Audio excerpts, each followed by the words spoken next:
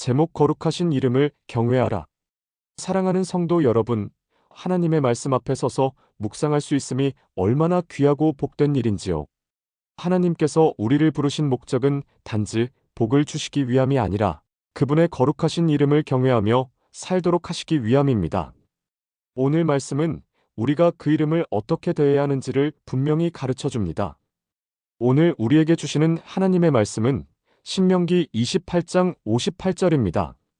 네가 만일 이 책에 기록한 이 율법의 모든 말씀을 지켜 행하지 아니하고 내 하나님 여호와 그 영화롭고 두려운 이름을 경외하지 아니하면.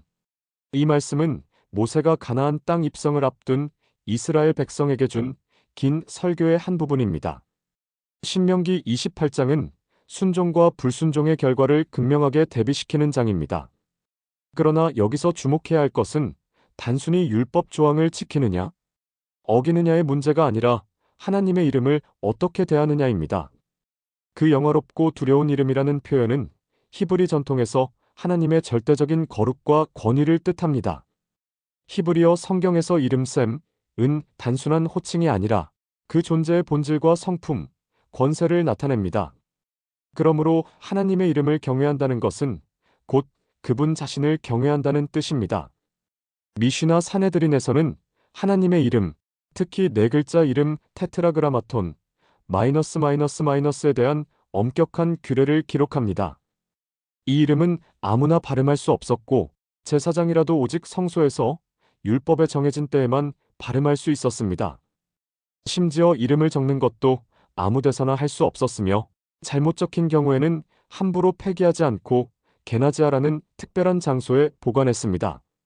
이는 단지 형식적인 규칙이 아니라 하나님의 이름을 대하는 태도가 하나님을 대하는 태도와 직결되기 때문입니다. 미드라시 데바림 라바는 하나님의 이름을 빛나는 보석에 비유합니다.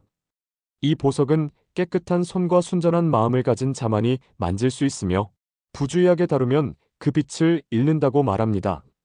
즉, 이름을 경외한다는 것은 그 이름이 나타내는 성품과 뜻을 삶 속에서 드러내는 것입니다. 이름을 함부로 부르지 않는 것은 출발점일 뿐이고 진정한 경외는 그 이름에 합당한 행동과 태도를 동반합니다. 한 유대 전승 이야기에는 이런 장면이 나옵니다. 제자가 랍비에게 물었습니다. 스승님, 왜 우리는 하나님의 이름을 자주 부르지 않습니까? 랍비는 제자를 왕궁 앞으로 데리고 갔습니다. 저 문을 보아라. 아무나 왕의 문을 두드릴 수 있느냐? 제자가 대답했습니다. 아닙니다. 왕의 허락이 있어야 합니다. 랍비가 말했습니다. 하나님의 이름은 그보다 더 거룩하다. 그 이름을 부른다는 것은 곧 하나님의 임재 앞에 서는 것이니 준비 없는 자는 감히 부를 수 없는 것이다. 신약 시대에 와서 예수님은 제자들에게 하나님을 아버지라 부르도록 가르치셨습니다. 이는 경외와 사랑이 함께하는 새로운 차원의 관계를 열어주신 것입니다. 하지만 이것이 경외심을 줄여서는 안 됩니다. 오히려 더 깊은 존경과 사랑으로 그 이름을 부르고 그 이름이 뜻하는 바를 따라 살아야 합니다. 오늘날 하나님의 이름이 종종 가볍게 취급됩니다. 농담 속에서 분노를 표출할 때 심지어 습관적인 감탄사로 사용되기도 합니다. 하지만 하나님의 이름은 결코 일상적인 말버릇이 될 수 없습니다. 이름을 부를 때마다 우리는 그분의 거룩과 위엄을 떠올려야 하고 그 이름에 합당하게 행동해야 합니다. 한 성도의 이야기입니다. 그는 회계부서에서 근무하며 상사의 압박을 받았습니다. 회사의 장부를 조작하라는 지시였습니다. 그는 조용히 그러나 단호하게 말했습니다. 저는 하나님의 이름으로 정직을 지키기로 서약했습니다. 그분의 이름을 더럽히는 일은 할 수 없습니다. 결국 그는 인사불이익을 받았지만 시간이 지나 그의 신뢰는 회사 안팎에서 인정받았고 다른 기회로 이어졌습니다.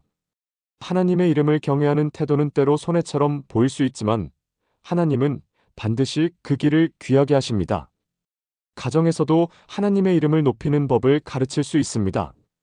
부모가 식사 전 기도를 형식적으로 할 수도 있지만 진심으로 하나님의 이름을 찬양하고 감사하는 모습을 보이면 자녀는 자연스럽게 경외심을 배우게 됩니다.